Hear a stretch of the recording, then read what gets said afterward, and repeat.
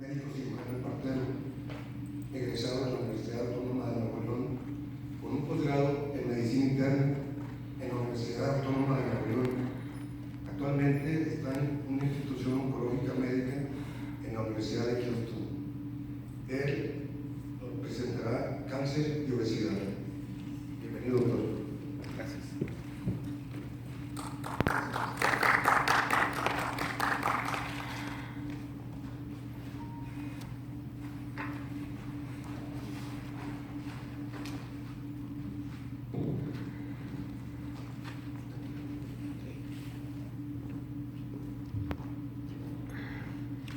Pues un gusto estar con ustedes esta mañana, y cuando me invitaron, que agradezco muchísimo la invitación a hablar del tema de obesidad y cáncer, pues con gusto acepté, no por estar especialmente calificado, sino porque es un tema en donde la concientización de los oncólogos, por ejemplo, de los médicos en general, por ejemplo, ha estado cambiando mucho.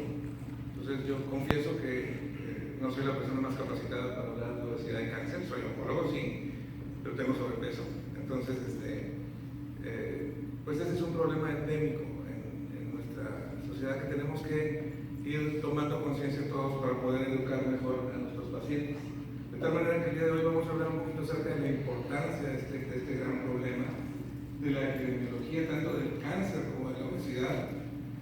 Luego vamos a pasar un poquito al vínculo que existe entre obesidad y cáncer, y el tema grande de la concientización del problema en la persona que está enferma o que no quiere estar enferma. Pues por eso no le vamos a llamar paciente, en el médico y en la sociedad, y finalmente las intervenciones y las oportunidades que nos pueden empoderar a nosotros, a las personas y a la sociedad para hacer cambios significativos ante esta pandemia, que es verdaderamente una pandemia. Según estadísticas norteamericanas, arriba vemos los casos nuevos de cáncer, es decir, la incidencia, y abajo la mortalidad. Vemos que sobre todo la mortalidad es algo que tenemos que estar bien conscientes, tanto en hombres como en mujeres. La mortalidad del cáncer, el número uno es pulmón. No todo el mundo estamos conscientes de eso. Pensaríamos que como cáncer de mama tiene tanta publicidad positiva y negativa, pues sería el número uno, pero es el número dos, y es un número dos distante en la mujer. Entonces, causas de muerte en la mujer: pulmón, mama, colon; en el hombre, pulmón, próstata, colon. Un número importante de estas neoplasias, como vamos a ver, tienen alguna forma de relación con la obesidad. Y la incidencia, bueno, en el hombre la incidencia de próstata es muy grande, pero no mata tanta gente como pulmón. La incidencia de mama es muy grande, pero no mata tanta gente como pulmón. Entonces, cáncer de pulmón pues es la enfermedad prevenible per se. La conciencia de que el tabaco mata, bueno, pues eso ya lo tenemos bien entendido desde que empezó a hacerse claro en los 60, 70, 80, 90, 2000. Esencialmente la mayor parte de lo que se va a haber logrado en cuanto a disminuir la mortalidad de tabaco se va a lograr con la concientización de los adolescentes y niños, pero ya no vamos a avanzar probablemente demasiado más. La obesidad es un problema grande, es un problema que nos tiene que ocupar. El 70% de la población mexicana tiene sobrepeso, el 36% son obesos. En países que tradicionalmente no tenían obesidad, no sé, los países asiáticos, Japón, China, ya hay un alto índice de obesidad. Tiene que ver mucho con que los alimentos ahora se industrializan y se han globalizado y circulan por todo el mundo, medicamentos que no son precisamente sanos. Y bueno, el concepto que les quiero vender hoy es que la obesidad es el nuevo tabaquismo. Nos da la oportunidad de prevenir cáncer, de la misma manera que en los 90s la concientización del tabaquismo nos dio la oportunidad de hablar con nuestros pacientes, de hacerlos entender, de hacernos entender. ¿Se acuerdan que en los 90s los médicos fumábamos?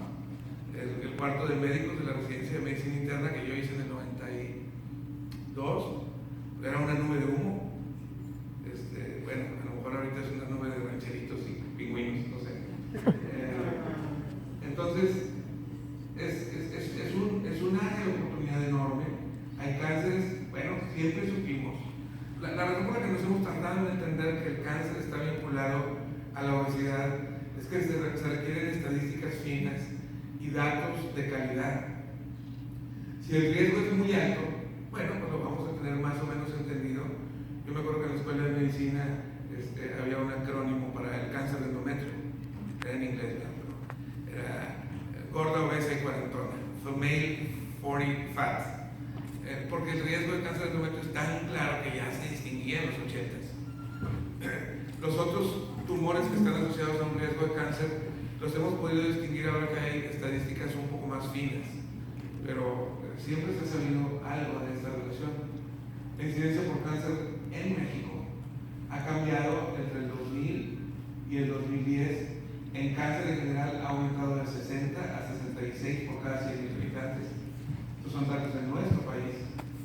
Próstata ha aumentado, mama ha aumentado en incidencia, cervix ha bajado, por todo el conocimiento que tenemos de cómo prevenir el cáncer de cervix, pulmón ha estado estable, colorectal ha aumentado, y esto no refleja bien cómo ha aumentado el cáncer de colon y recto en el noreste o en el norte del país. En el norte del país ha aumentado de una manera dramática, y todo tiene que ver con la alimentación industrializada, exceso de carnes, hábitos norteños, y la mortalidad por cáncer en nuestro país está aumentando.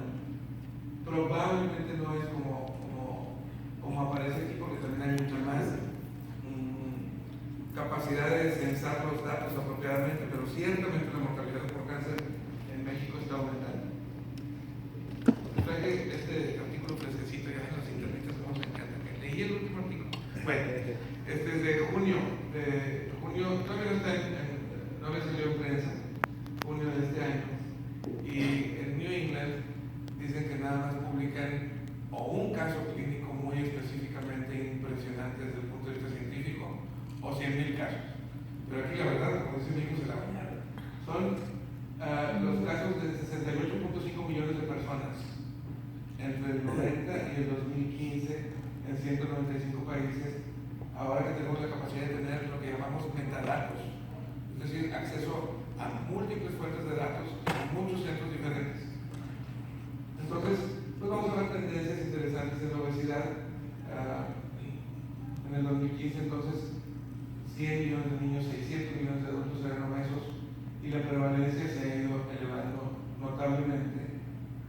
Y este estudio nos dice, en este tipo de gráficas, que ya sea que seas hombre, mujer, de bajo nivel socioeconómico, medio o alto,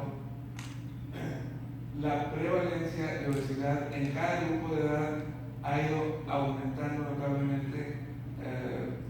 No sé, por ejemplo, en el grupo en el que estoy yo, a partir de la próxima semana, con los 56, pues es enorme. Es donde más tenemos una incidencia de obesidad. Y si nos vamos por año, entre los 80s y los 2000s, pues en cada grupo, estas gráficas representan cada grupo, pero la que representa el global es la amarilla. Están viendo ustedes aquí, la amarilla está. Bueno, pues independientemente de los grupos, la gráfica amarilla va aumentando desde los 80s al 2015, y probablemente de la mano de también la mortalidad de todas las causas relacionadas con la mala alimentación, entre ellas el cáncer, cardiovasculares, neurológicos, etc. Un panel convocado especialmente para tratar de entender la relación de cáncer y obesidad nos dice que la grasa corporal y la grasa abdominal están relacionadas con una serie de cánceres como esófago, páncreas, colon, mama, riñón y por supuesto el endometrio, que sigue se conocía desde siempre. Encuestas que tratan de que nosotros entendamos cuál es el entendimiento de los pacientes acerca del riesgo de cáncer, nos dicen que los pacientes piensan o ubican como una causa de cáncer, más o menos en quinto lugar a la obesidad. No está mal. Yo no sé si en una encuesta mexicana, tantos como la mitad de los encuestados dirían que la obesidad está relacionada con el cáncer. Ni siquiera se hace una encuesta de médicos, sucedería. Entonces, este es el porcentaje de norteamericanos que piensan que la obesidad es una causa de cáncer, más o menos la mitad. El porcentaje de gente que piensa que el riesgo de muerte número uno es ¿qué? Bueno, pues en cuanto a cáncer es como más del 35% y en segundo lugar es corazón, diabetes, etc. Pero cuando les preguntamos qué tan prevenible es la mortalidad, nos dicen, bueno, es prevenible la diabetes o el ataque al corazón o las embolias, pero el cáncer no. Hay mucha información. Yo creo que ya demasiada. Tuve problemas para discernir cuál presentar y cuál no con respecto al potencial, no nada más de que te dé cáncer si estás obeso, sino de la reducción de cáncer. Entonces, se estima que si tuviéramos una actuación importante sobre el tabaco, que por cierto se relaciona con el 30% de los tumores diagnosticados, la reducción en la incidencia si aboliéramos el tabaco de inmediato sería muy enorme, con un 70% a lo largo de 10 o 20 años. Pero si aboliéramos la obesidad, también habría una disminución como del 50%. Entonces, realmente estos datos ya no son consejos para nuestros pacientes basados en buena voluntad, sino en datos. El riesgo de cáncer, según el tumor que estudiemos, pues en las mujeres postmenopáusicas, sobre todo, cuando el número de riesgo relativo pasa de 1, quiere decir que el riesgo aumenta entre 12 y 40%. Para el endometrio aumenta entre 60 y 289%. Para el colon aumenta alrededor de un 20%, según las estadísticas que veamos en las mujeres, y de un 40% en los hombres. Esófago es interesante porque es uno de los más relacionados con la obesidad más consistentemente, y el riesgo aumenta como en un 150 o 200%. Entonces, cada vez tenemos más datos de este tipo y cada vez tratamos de entender un poquito mejor cuál es el vínculo entre la obesidad y el cáncer desde el punto de vista científico. Entonces, uno de los focos de nuestra reunión anual de oncología hace 2 o 3 años fue precisamente obesidad, estilo de vida y cáncer. Y se presentaron realmente cientos de trabajos al respecto de diferentes formas de vinculación. Pero bueno, en el 2007 más de 80,000 casos fueron relacionados con obesidad y el porcentaje de tumores relacionados con obesidad puede llegar a ser de hasta el 40% y tener algo que ver en 1 de cada 5 muertes por cáncer. ¿Cómo se da esa relación?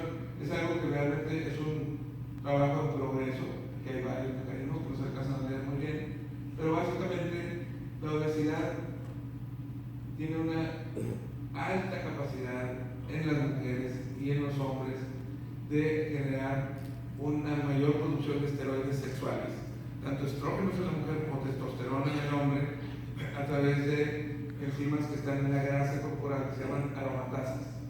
Entonces, el riesgo de obesidad desde el punto de vista hormonal para cáncer de próstata y de mama, sobre todo mama posmenopáusica, es muy claro. Entonces ya sabemos también que a las personas obesas con cáncer de mama les va peor, tienen peor pronóstico, recurren más, a veces les voy a enseñar.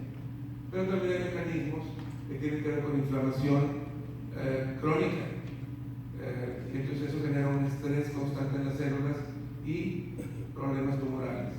También se han encontrado sustancias como la leptina, que aumenta el riesgo. Cuando hay obesidad, aumenta la leptina y disminuye la adiponectina. Entonces hay intervenciones médicas que están buscando ver cómo aumentar la adiponectina, pero todo esto genera fenómenos metabólicos complejos que están realmente parcialmente entendidos, no nada más por mí, sino en general, parcialmente entendidos, pero que son un hecho, y a su vez pues permiten proliferación, angiogénesis y facilidad de tener más metástasis. En cáncer en particular, la vía de mTOR, que hay varios medicamentos que actúan sobre PI3K y MPK, está activada por la obesidad a través del mecanismo de inflamación crónica y el aumento de lectinas o adipoquinas.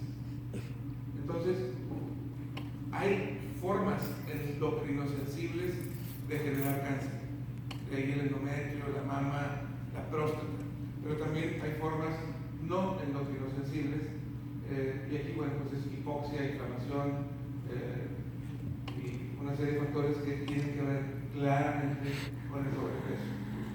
Entonces, hay muchísima evidencia de cáncer y obesidad desde todos los puntos de vista, desde causalidad, desde peor pronóstico al tratamiento, desde una mayor tasa de recurrencia en gente obesa.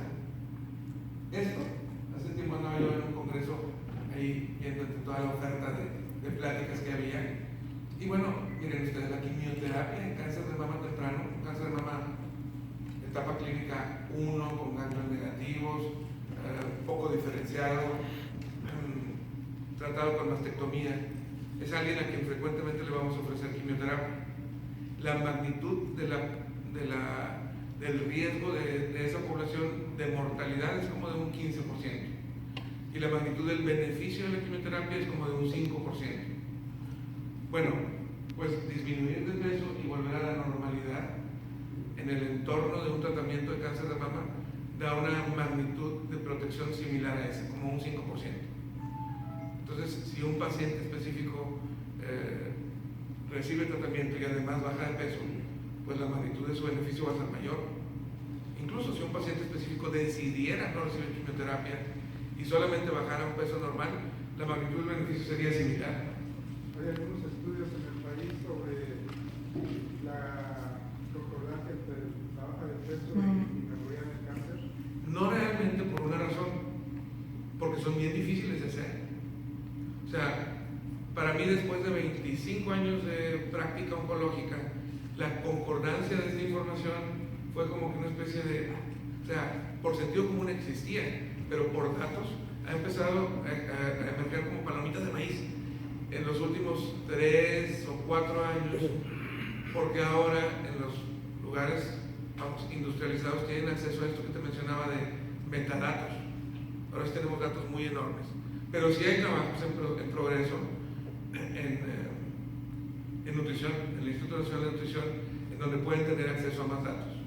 Entonces el problema es que los datos epidemiológicos, ahí batallamos por los bancos de datos. Pero es muy excelente pregunta. Datos así rápidos: masa corporal alta e incidencia de cáncer, lo que está a la derecha. Por cada 5 kilos por metro cuadrado de incremento, pues hay a favor de que sí es cierta la hipótesis de que mayor masa corporal, mayor cáncer. Lo tenemos muy claro en esófago, tiroides, colon, riñón, no, estas son el del hombre. Y en la mujer, pues lo tenemos también claro para endometrio, vejiga, esófago y riñón. Pero como te digo, esto requiere datos de muchísima gente. El trabajo del New England que les presenté ahorita es de datos de 65 millones de personas. O sea, necesitamos realmente ese nivel de epidemiología, bueno, a lo mejor no tan exagerado, para poder realmente develar la relación tan clara que existe entre cáncer y obesidad. En este otro estudio de 9,000 personas, si lo ponemos en contexto, nos tardamos en darnos cuenta entre cáncer y obesidad, perdón, 900,000 personas, basadas en más de 60 estudios prospectivos epidemiológicos de riesgo de enfermedad por estar obeso. Bueno, no, pues nada que ver con infartos, ¿verdad? El riesgo aumenta un 22% si estás en sobrepeso, pero aumenta un 40% si eres obeso. Entonces, en cáncer sí, pues batallamos para entender por qué el sobrepeso parecería no haber una clara relación y en obesidad como un 12%. Estamos hablando de datos de muchísima gente. Pues ya eran obvios para el corazón, y para el infarto, y para la diabetes. Por ejemplo, si estás obeso, pues tienes un 200% de riesgo de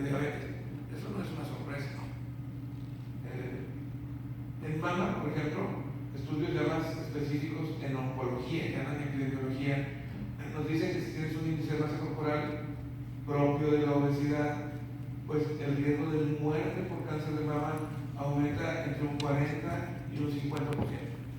Estos son estudios ya bastante que nos dan datos de que tenemos que decirles a nuestros pacientes, con la pena, tienes cáncer, estás enferma, estás bien, te quieres comer, los tratamientos te engordan, ese es el otro problema. Pero tienes que bajar de peso. Esto es mucho más claro epidemiológico, estadísticamente hablando, en el rango de la obesidad. En el sobrepeso nos perdemos un poquito para ver si está arriba de la línea punteada el riesgo de metástasis, pero en obesidad, de plano, la línea punteada tiene dos extremos que son los intervalos de confianza, y aunque los intervalos de confianza son amplios, están por arriba de la línea punteada. Es decir, si nuestras pacientes están obesas, de plano les va a ir peor. Estas gráficas son más dramáticas, mayor peso, mayor riesgo de recurrencia a distancia. En estas que son un poquito más complejas, pero se las platico, las de arriba, las 4 de arriba son de incidencia y las 4 de abajo son de mortalidad. La de rojo es obesidad y la incidencia en personas obesas con cáncer de mama es enorme, y en sobrepeso. La mortalidad también en la de abajo se distingue claramente de las otras en cuanto a cáncer de mama. Entonces, esto tiene más impacto que la quimioterapia. La glucosa o el síndrome metabólico, que es su expresión más fácil de medir, es la elevación de la glucosa, pues aumenta el riesgo de diversos tipos de cánceres entre ¿se acuerdan? Arriba de uno es 40%, 11%, 280%, 400%, según las estadísticas que veamos. Debido a esto, hemos tratado, o se han hecho estudios para tratar de entender si podemos manipular la insulina o la liponectina, y lo más cercano a esto es los estudios de metformina, que in vitro o en estudios experimentales sabemos que disminuye la proliferación de células tumorales, y en estudios observacionales epidemiológicos parecería muy claro, porque son varios ya, que disminuye el riesgo de cáncer y la mortalidad en pacientes tratados con metformina. No nos queda claro si esta disminución de cáncer y de mortalidad es nada más porque baja la glucosa o en sí por el uso de la metformina. Eso no está tan claro. Todos los cánceres. En un número importante de cánceres. No me atrevo a decir que en todos, pero no nada más en el de mama.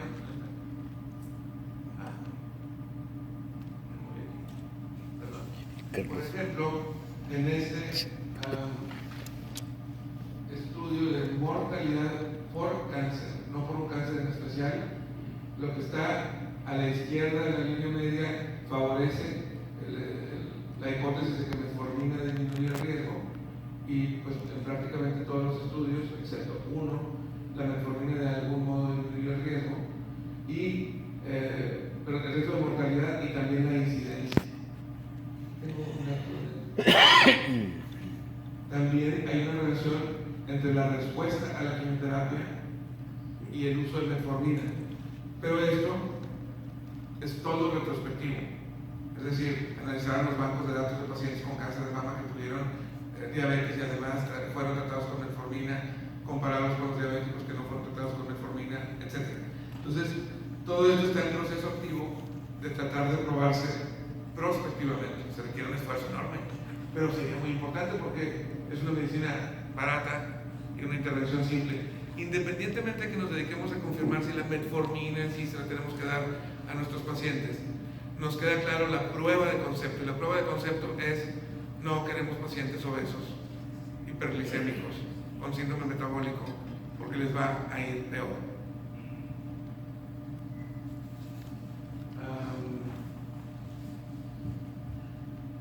En cuanto a la actividad física, bueno, la tendencia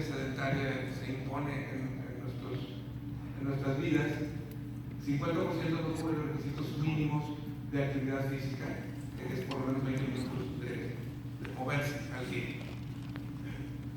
Y se estima que la falta de ejercicio, ya divorciada en sí de la obesidad, la falta de ejercicio como tal es un factor importante en por lo menos el 5% de la mortalidad por cáncer,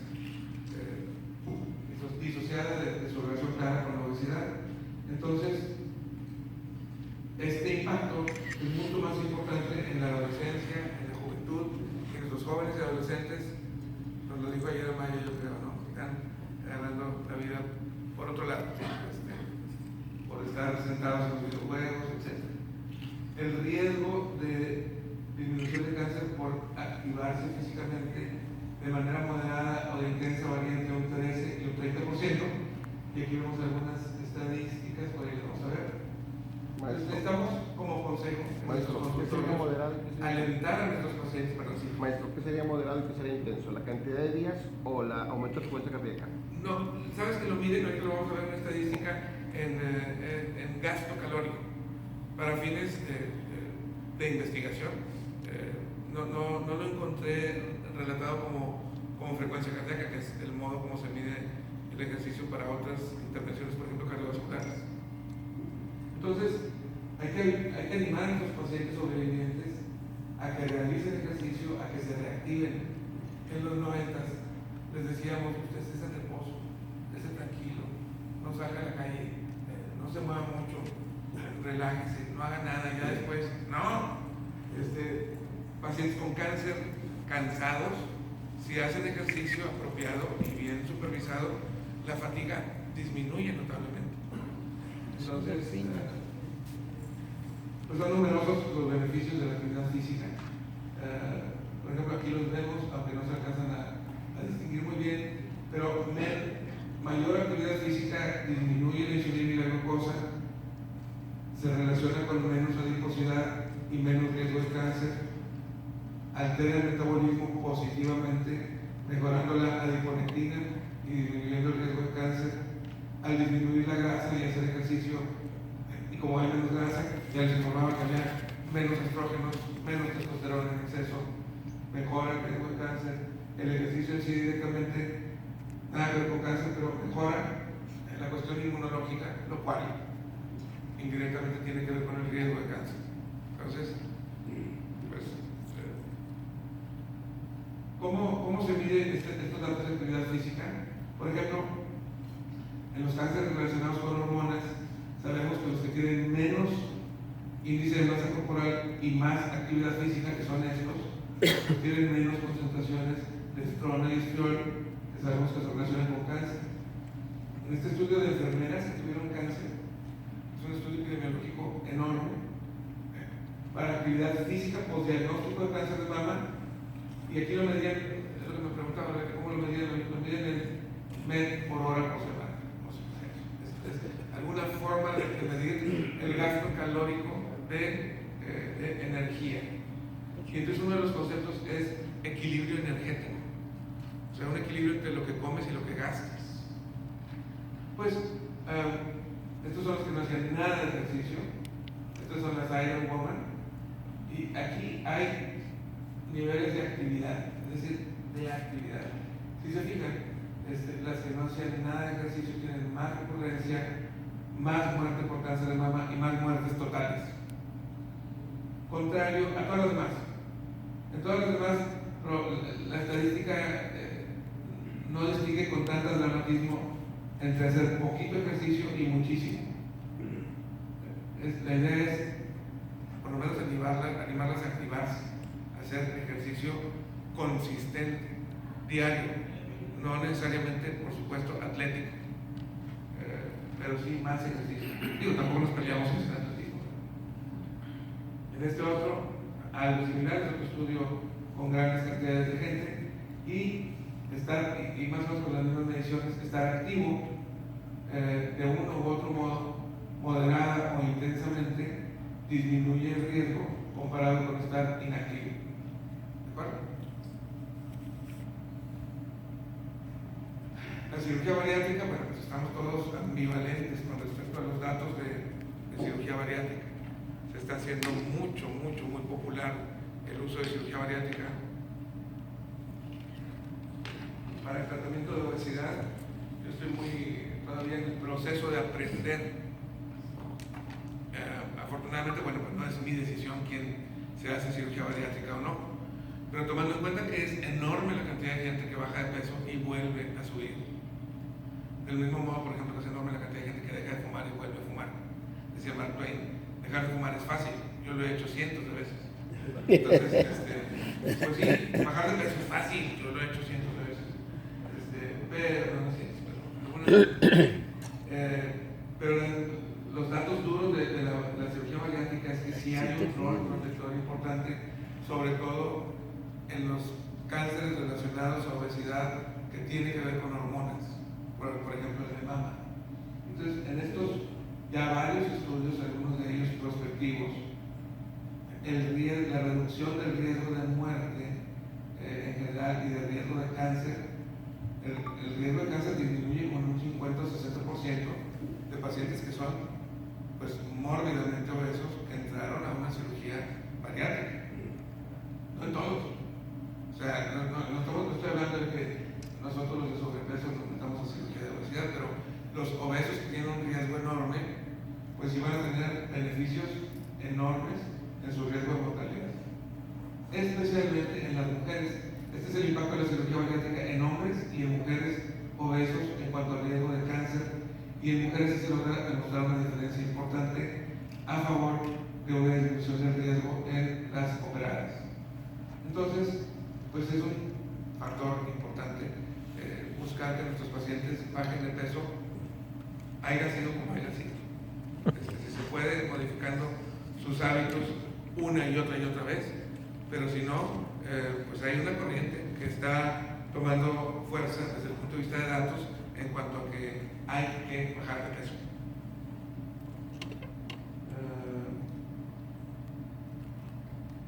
Bueno, entonces no es tan fácil demostrar que bajar de peso disminuye el riesgo, pero ya se está haciendo.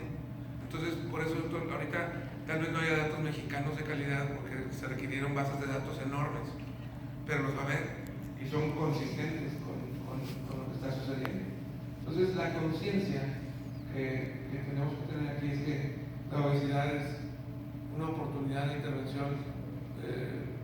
Pues no sé, el tabaco ya es como que un limón más exprimido. Tenemos que seguir trabajando en el tabaco, pero ya mucha gente sabe que si fuma le da cáncer. No mucha gente sabe que si está obeso le da cáncer.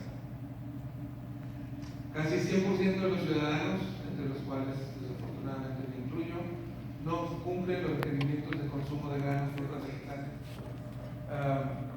La dieta carcinogénica pues, incluiría un alto consumo de vegetales, un mínimo consumo de carnes rojas, especialmente procesadas, y sobre todo una dieta también baja en sodio, y probablemente, subrayo probablemente, porque lo de la vitamina D es como una especie de religión, o sea,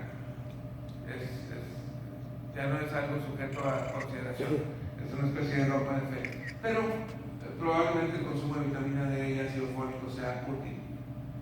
Entonces, pues hay muchos aspectos psicológicos y de comunicación relacionados con nuestro trabajo como médicos en relación a nuestra propia educación y la de nuestros pacientes.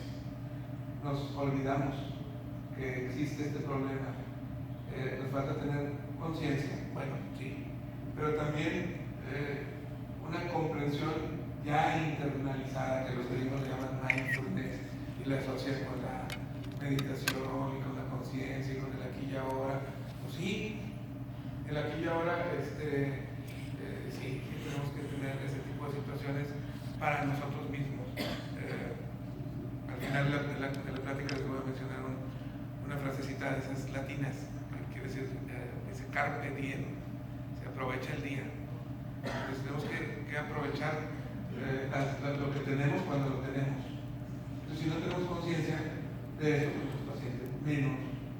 La Sociedad Americana de Cáncer, desde el 2014, fue el año del congreso que dedicamos a estilo de vida y cáncer.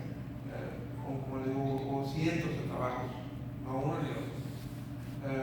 Pues tiene un posicionamiento al respecto, en donde nos dice que tenemos que aumentar el equipo de gente que eduque a los pacientes con respecto al balance de energía, ese es un concepto, en el riesgo de cáncer y en la prevención.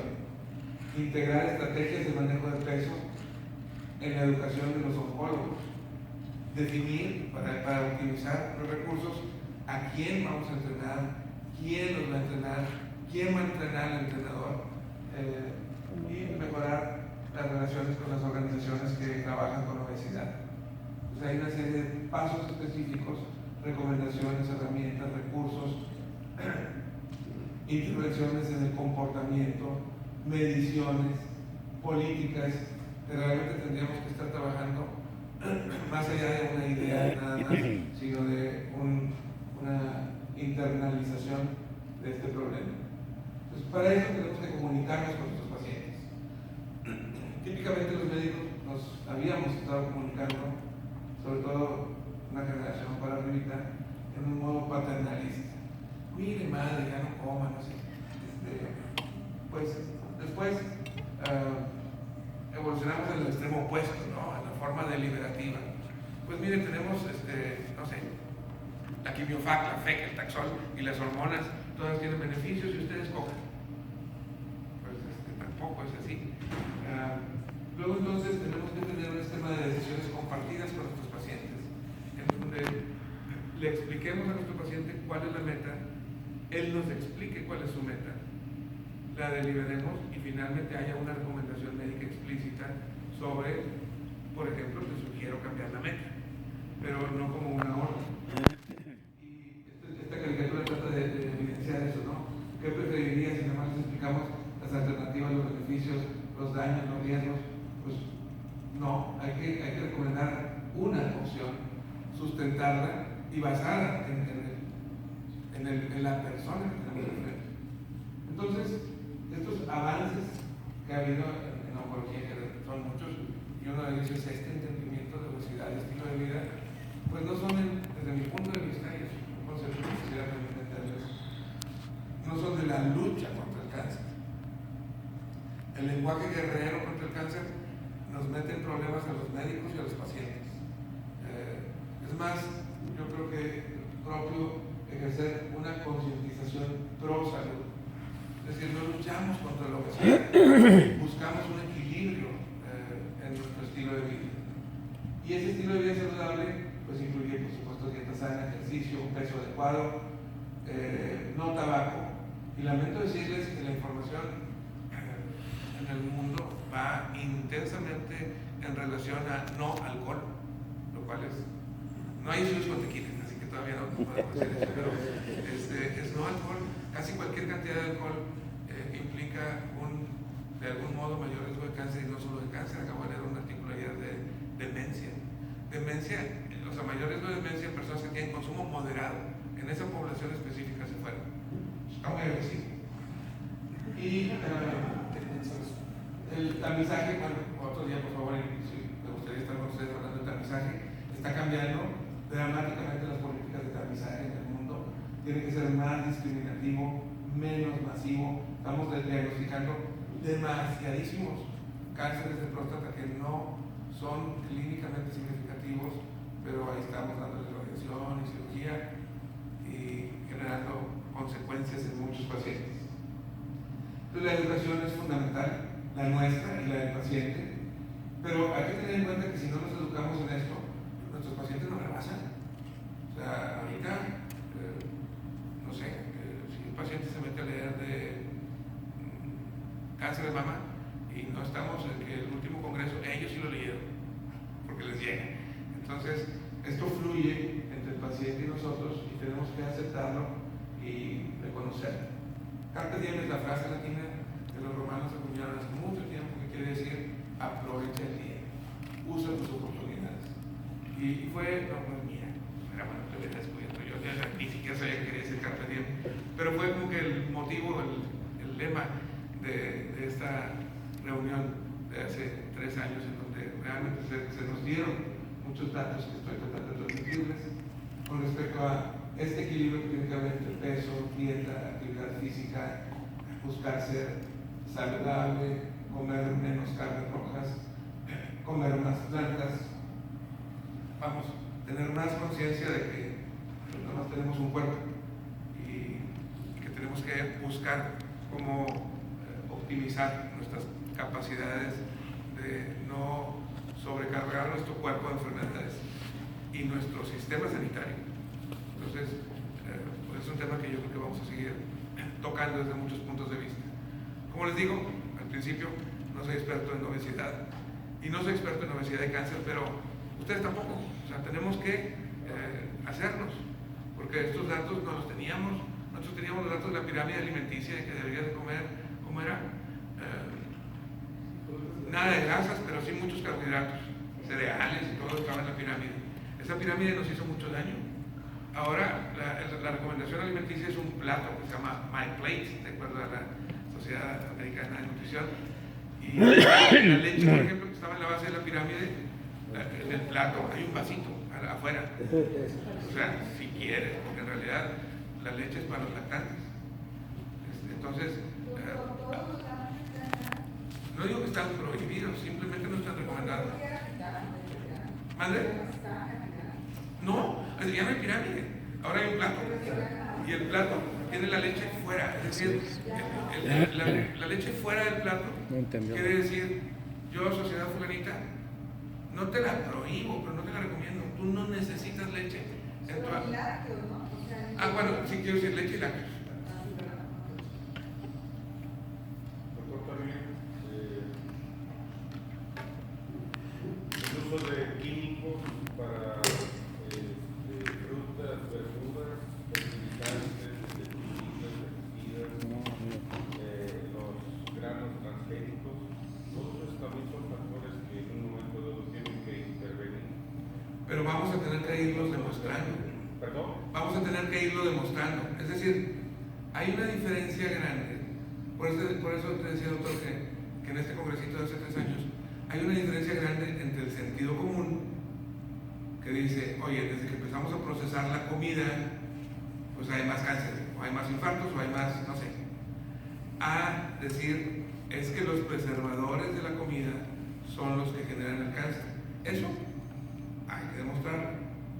Por ejemplo, mis pacientes, muchos creen que no deben de comer pollo porque tiene hormonas. Pues no lo he leído. Y las hormonas orales se degradan y los absorben, etc. Entonces, ciertamente lo único que podemos decir es, o que yo puedo decir, la industrialización de la alimentación ha generado obesidad.